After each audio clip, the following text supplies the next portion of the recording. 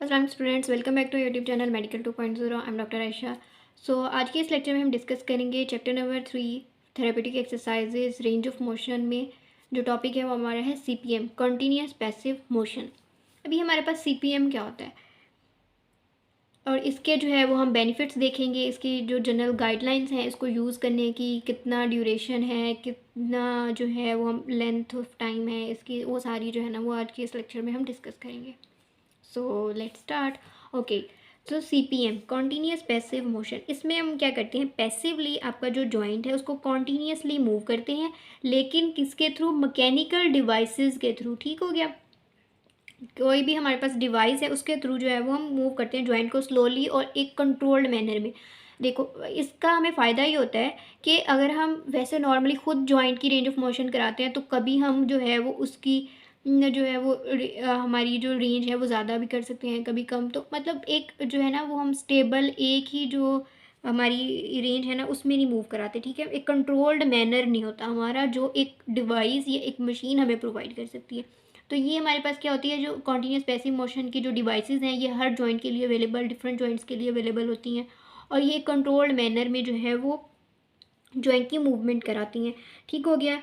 और ये हमारे पास जो है ना बहुत सारी कंडीशंस में जो है वो बेनिफिशियल होती हैं, हीलिंग को प्रोमोट करती हैं। ठीक है, कोई इंजरी के बाद या अक्सर हम जो है नी आर्थ्रोप्लास्टी है उसके बाद जो है वो इसको यूज़ करते हैं।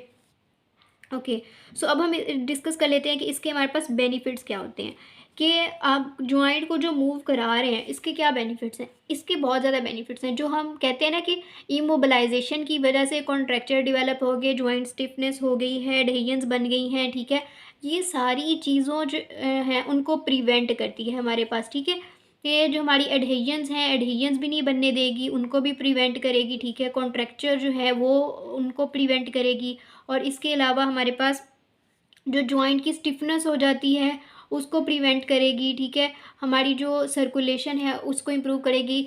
जब हम एक अपनी जो भी एक्सट्रीमिटी है, लिम्ब है, उसको एक ही पोजीशन में रखते हैं, इमोबिलाइज्ड रखते हैं, ठीक है, एक्टिविटी नहीं करते, उसके ऊपर कोई स्ट्रेस नहीं पड़ता, तो उसमें तो हमारे पास क्या होती है, हमारी जो एडहेजन्स हैं, स्टिफनेस है जॉइंट की, ये सारी डेवलप हो जाती हैं।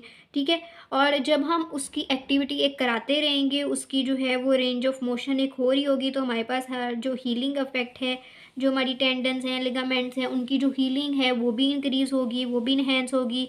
इंसिजन्स वगैरह जो हैं वो मूविंग जॉइंट की, वो सारी जो है वो भी उनकी हीलिंग जो है वो भी इन्हेंस होगी हमारी। और इसके अलावा साइनोवियल फ्लूइड जो है उसकी जो लुब्रिकेशन है उसको इंक्रीज़ करती है, इंट्राआर्टिकुलर कार्टिलेज जो है उसकी हीलिंग कराती है।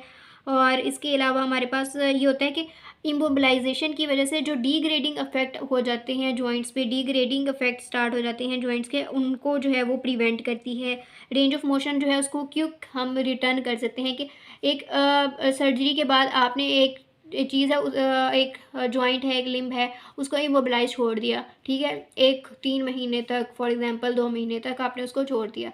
ठीक है, अब उसको दोबारा आपको रूटीन में लाने के लिए एक ज़्यादा टाइम चाहिए होगा, ज़्यादा टाइम कंज्यूम करना पड़ेगा एज़ कम्पेयर टू जिसको आपने पहले ही कंटिन्यूस पैसिव मोशन जो है उसके ऊपर लगा दिया था। और उसके अब वो जो है वो ज़्यादा क्विकली अपनी जो रेंज ऑफ मोशन है वो गेन कर लेगा, बनिस्बत उसके जिसको आपने वैसे ही सर्जरी के बाद छोड़ दिया, उसकी कोई एक्टिविटी, कोई रेंज ऑफ मोशन नहीं कराई। जिसकी आप करवा रहे हैं, ज़ाहिर बात है उसमें रेंज ऑफ मोशन जो है वो जल्दी से जो है वो गेन हो जाएगी।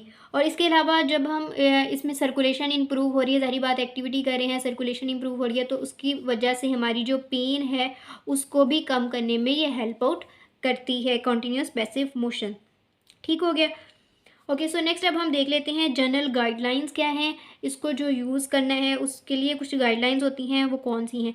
तो जो सबसे फर्स्ट पॉइंट है वो ये है कि आपने जैसे ही सर्जरी हुई, सर्जरी के फ़ौरन बाद आपने इसको लगा देना है। पेशेंट अभी अंडर एनेस्थीसिया ही होगा कि आपने कंटिन्यूस पैसिव मोशन की जो भी डिवाइस है उसको जो है वो आपने पेशेंट को लगा देना है। ठीक है, फ़ौरन से, इसमें आपने वेट नहीं करना कि पेशेंट एनेस्थीसिया के बाद जो है होश में आएगा। ठीक है, तब आप लगाएंगे, बल्कि जैसे ही आपने सर्जरी की उसके फ़ौरन बाद ही आपने इसको लगा देना है। ठीक हो गया, पेशेंट अंडर एनेस्थीसिया ही होगा।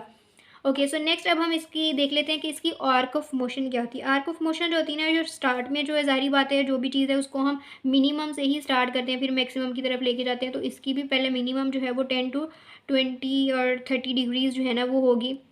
फिर उसके बाद जो है विद द टाइम हम उसको जो है वो 10 to 20 डिग्रीज़ जो है वो इंक्रीज़ करते रहेंगे विद टाइम। ठीक है, स्टार्ट में आपने उसको 10 to 30 डिग्रीज़ रखना है इनिशियली, फिर आपने उसको पर डे के हिसाब से, ये आपने विद टाइम पर डे के हिसाब से आप इसको चेंज करते रहना है। ठीक हो गया। अब इसमें फॉर एग्जांपल अगर नी आर्थ्रोप्लास्टी का पेशेंट है, आपने उसको जो है वो जैसे ही उसकी सर्जरी हुई, आर्थ्रोप्लास्टी हुई, नी रिप्लेसमेंट हुई, आपने उसको लगा दिया। ठीक है, और जब आपने इसको लगा दिया उसकी रेंज ऑफ मोशन जो है वो जल्दी से गेन हो जाएगी और आप उसको जो है वो जल्दी डिस्चार्ज भी कर देंगे उस ग्रुप के जो मुकाबले में जो जिसको आपने ये CPM नहीं लगाया था उसके डिस्चार्ज होने में ज़्यादा टाइम लगेगा। जिस पे आपने CPM यूज़ किया था उस पे जो है वो जल्दी जो है वो वाले पेशेंट जो है वो डिस्चार्ज हो जाएंगे। ठीक हो गया। नेक्स्ट हमारे पास आ जाता है उसके जो साइकिल्स होते हैं ना, जो पैसिव मोशन हम करा रहे होते हैं उसका जो होता है ना वो 1 साइकिल जो है वो पर 45 सेकेंड भी हो सकता है, या फिर ये जो 45 सेकेंड टू 2 मिनट जो है वो इसके साइकिल चलते हैं। ठीक हो गया। ओके, उसके बाद हमारे पास आ जाता है लेंथ ऑफ टाइम, कितने टाइम तक आप इसको यूज़ कर सकते हैं। इसकी कोई लिमिट नहीं है, आप इसको 24 आवर्स भी यूज़ कर सकते हैं। ठीक है, आप 1 आवर भी यूज़ कर सकते हैं, आप इसको 1 आवर 3 टाइम्स अ डे भी यूज़ कर सकते हैं। मतलब ये आपके अपने ऊपर है, जितना ज़्यादा यूज़ करेंगे उतना ज़्यादा इसका फ़ायदा है। ठीक हो गया। और इसका जो शॉर्ट ड्यूरेशन जो नोट किया गया है कि जितना इसको शॉर्ट ड्यूरेशन में यूज़ किया जाता है वो हमारे पास कुछ 3 to 5 आवर्स पर डे जो, और जो लॉन्गेस्ट ड्यूरेशन जो हम यूज़ कर सकते हैं किया गया है वो हमारे पास क्या है 10 to 12 आवर्स। ठीक है, पर डे। और जो हम सजेस्ट करते हैं कि जिसमें ज़्यादा रेंज आप गेन कर सकते हैं, ज़्यादा गेंड रेंज है ना, जो हम सजेस्ट करते हैं कि इतनी अगर टाइम ड्यूरेशन के लिए आप इस यूज़ करें तो ज़्यादा बेनिफिशियल है, वो हमारे पास है 4 to 8 आवर्स। ठीक है, ये है कि आप इसको यूज़ कर सकते हैं 24 आवर्स, लेकिन ये जो इतनी ड्यूरेशन में अगर आप यूज़ करें ना 4 to 8 आवर्स पर डे, तो इसमें ज़्यादा गेन रेंज जो है वो पेशेंट्स में ही देखने को मिली है। तो ये ज़्यादा बेनिफिशियल कंसीडर किया जाता है अगर आप इसकी जो है वो डिस्कस करें कि बात करें। ओके, सो नेक्स्ट अब हम अपनी फिज़ियोथेरेपी के हिसाब से इसको देख लेते हैं कि फिज़ियोथेरेपी आप इसकी कब करा सकते हैं। ठीक हो गया। अगर आप कंटिन्यूस पैसिव मोशन पे है एक पेशेंट, ठीक है, पहली बात तो उसका ड्यूरेशन कितना है। आप इसको जो है ना वो 1 वीक, ठीक है, यूज़ कर सकते हैं, या फिर आप लेस देन 1 वीक यूज़ कर सकते हैं। इससे ज़्यादा आप इसको यूज़ नहीं कर सकते। ये इसका कुछ ड्यूरेशन ऑफ टाइम है, जितना आप इसको जितने ड्यूरेशन में आप इसको यूज़ कर सकते हैं। और एक इम्पॉर्टेंट बात जो मैं फिज़ियोथेरेपी से बता रही थी वो ये थी कि जब आपने फिज़ियोथेरेपी करानी है तो पेशेंट जो है वो CPM पे नहीं होना चाहिए, नॉट ऑन CPM। ये आपने बात याद रखनी है। ठीक हो गया, कि जब पेशेंट जो है वो CPM पे है तब आप उसको वो जो भी आपकी एक्सरसाइज प्रोटोकॉल है वो फॉलो नहीं करेंगे, आप उसको फिज़ियोथेरेपी नहीं कराएंगे, जो बाकी एक्सरसाइजेस वगैरह हैं। जब पेशेंट 1 वीक के बाद तक CPM से फ्री हो जाता है फिर आप अपनी बाकी जो फिज़ियोथेरेपी है एक्सरसाइजेस वगैरह वो कंटिन्यू कर सकते हैं। और इस अगर मैं CPM के बारे में आपसे बात करूँ कि ये किस तरह की है, तो ये पोर्टेबल डिवाइस है। ठीक है, और रिचार्जेबल भी है, आप इसको चार्ज भी कर सकते हैं। और इसके अलावा जो है अगर पेशेंट को ज़रूरत है तो आप घर पे भी इसको जो है आपको आपका जो डॉक्टर है वो आपको गाइडलाइंस प्रोवाइड कर देगा, आपने किसको किस तरह से यूज़ करना है, तो आप इसको घर पे भी यूज़ कर सकते हैं according to the need of patient. Okay, so that's it.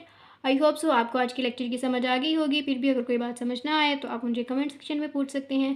Thank you so much for watching. अल्लाह हाफिज़।